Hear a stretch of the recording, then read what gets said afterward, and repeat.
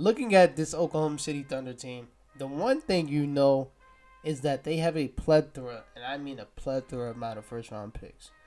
And with me being an NBA fan, I would love to see Sam Presti package up them picks and go get a star if there is a star available, or even just going out there and getting a young guy that has a lot of potential. You see the potential, and you already know you are one of the best franchises at building guys and helping out them to reach their potential. I would love for them to do that. But the way that Sam Presti drafts, I cannot get mad at him for keeping all of these picks. When you look at this year's draft, just off of face value, a lot of people, and I'm one of those people, thought the Rockets won. You get Jalen Green at 3, Alperen Sengun, Josh Christopher, and then Uzma Garuba. That's a deep draft. That's a talented draft. But when you look at this year, it looks like the Thunder may have won the draft. All of their players are playing better than any of those Rockets players. The Rockets players, they're all playing bad. Little less Alperen Sengun and Josh Christopher. They've been playing good in the minutes that they're getting, which they should be getting a lot more. But it's nothing compared to this Oklahoma City rookie class. We'll talk about Josh Giddey later because this is what the video is about. But guys like Trey Mann, a certified bucket that I believe got picked at 18, he should not have been picked that low. The dude is a bucket, and he has potential. He's been showing it over the last few games. The dude has a lot of potential. He might be the next Anthony Simons where you look at him and be like, oh, yeah, dude's nice. You can probably build around him soon down the line. I'm not talking about right now, but down the line. You got a guy like Jeremiah Robinson Earl, who's a versatile big. Spread the floor, and on the defensive side, can guard the bigs, can guard the wings. Very versatile big. And then you got a guy like Aaron Wiggins, who kind of reminds me of Andre Roberson. This a 3-and-D wing. Really good on defense, and I'm happy for him. He was on a 2-way deal, and then he raised it up to a standard contract. So shout out to him. And then you got Josh Giddey. I don't know if you guys seen that breakdown my boy Hoop Intellect did, or that meme that came out of that video. But basically in that meme, he had a slide where he showed Josh Giddey's weaknesses. And when you look at the page, it looks like basically Josh Giddey wasn't good at basketball. It had all the key points of basketball, and it was on the weaknesses slide. So a lot of people was like, oh yeah, maybe this Josh Giddey can't hoop. But what I think that video, or that part of the video, was trying to show was his question marks. Nobody expected Josh Giddey to come into the NBA and be scoring the way he is, playmaking or rebounding the way he is. And he's blowing all that out the water. Not saying that video was wrong, because at that time it probably was right. But as of right now, he's blowing all that out the water, averaging 12 points, 7 rebounds, 6 assists while shooting 41% from the field. Yes, that's bad, but he's a rookie, so it's obviously going to go up, hopefully.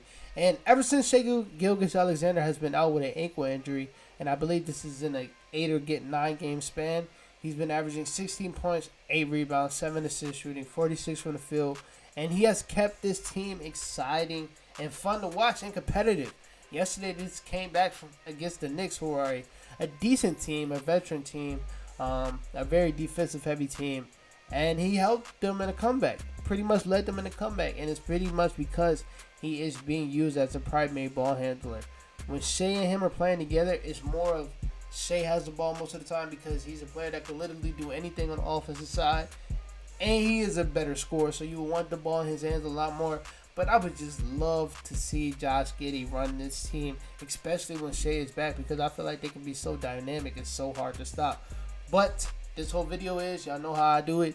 Let's go down here and break down this film, because Josh Giddey was hooping yesterday. Him and Trey Mann. Trey Mann had 30, but Josh had a 28-point triple-double. So let's watch it. So already, I don't care if he's a rookie. Same thing with LaMelo last year. Josh Giddey is already one of the best passers we have in the NBA. And his P&R work, his pick-and-roll work is amazing. As a rookie, already amazing. Like, come on now. That was terrible different defense by Mitchell Robinson. I don't know. That's by both of them. They were just watching. And he had a late call. But at least you know you're going up against a shot blocker. Go up strong. And that's what he did. And he got the finish. And he used his speed to get around Mitchell Robinson right there, even though that was a terrible defense. And he got a great finish right there. Right here, we have, look how he kind of froze Taj Gibson, right? So Darius Garland does this a lot too, with him having such a amazing floater, If you look on the scouting report, Josh Giddey has a decent floater too. So he drives, goes up like he's about to shoot that floater. Now he has to commit. And he already knows Emmanuel quickly can't guard him. Now I would have made the pass to Ty Jerome because Ty Jerome all last night was hitting everything. But right here, he goes up, gives it to him. Now that's easy for him to go up. But look how he made him commit. Now he's watching. And now you get that little dump off at the right time. And now Derek Favors has an easy bucket. Easy dunk. Right here, we have him just being a crafty finish around the rim. Shout out to Poku. I love Poku. But right here, after this weird turnover by Julius Randle, when he does this a lot.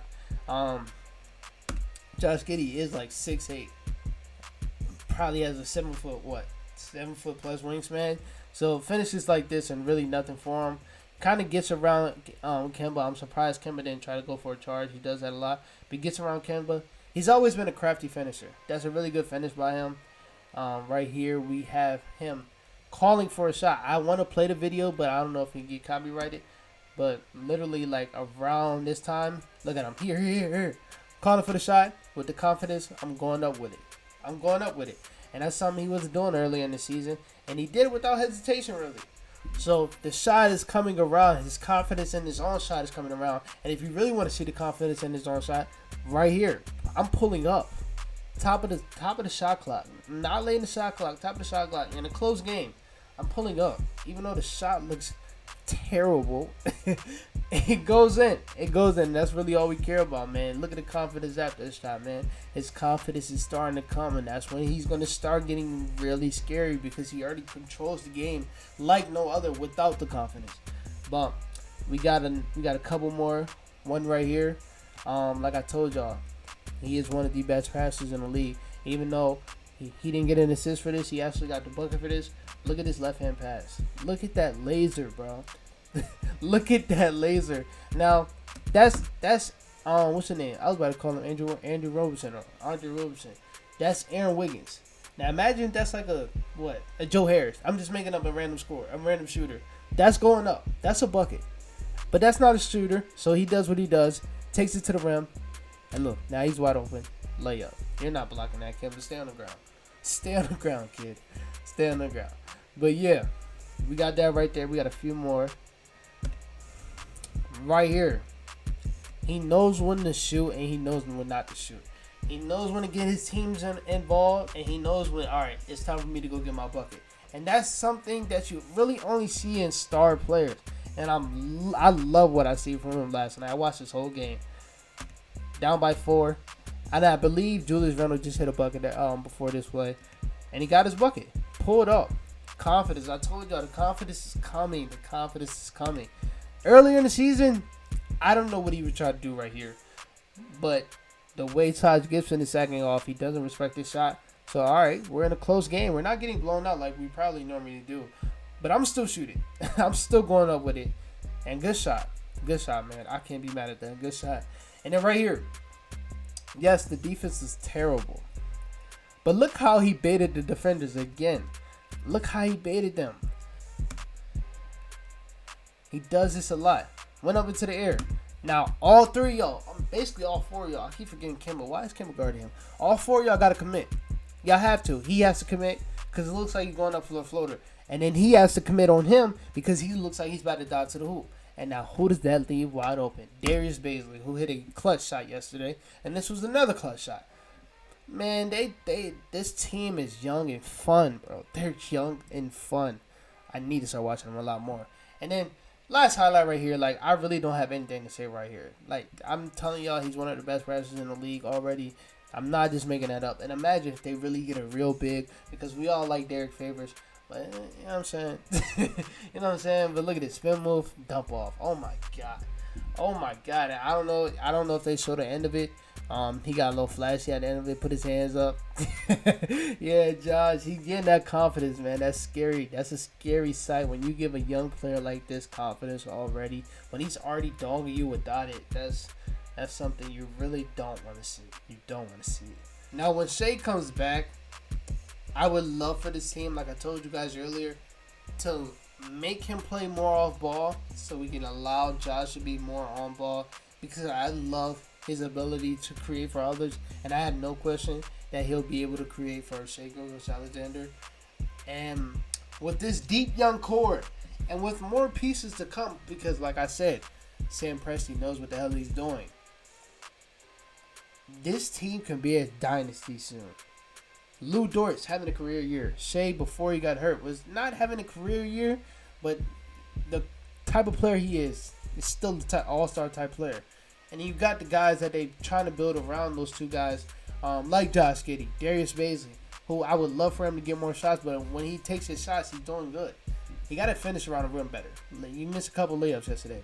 But other than that, he's still doing good. Cameron Williams, a vet, even though he's like 24 years old, a vet, a nice 3-and-D wing that they have. Tyler Jerome, like I said, Trey Mann, Isaiah Roby, guys like that. They're building a nice young core over here, and with the more picks, more is gonna come. So this team maybe can be a dynasty soon. But for right now, I just want to say shout out to Sam Presti. You did your thing, my brother. You know how to draft. You know how to rebuild. A lot of teams should be looking at you when it comes to rebuilding, because you are a master with this. You haven't missed on a pick yet. Not really. I don't believe so. So shout out to the OKC Thunder. Shout out to Josh Giddey for just being a monster. A monster. Shout out to him. And shout out to Shai Gilgeous-Alexander. Hopefully he comes back from his injury. And I'll be gone. Peace out.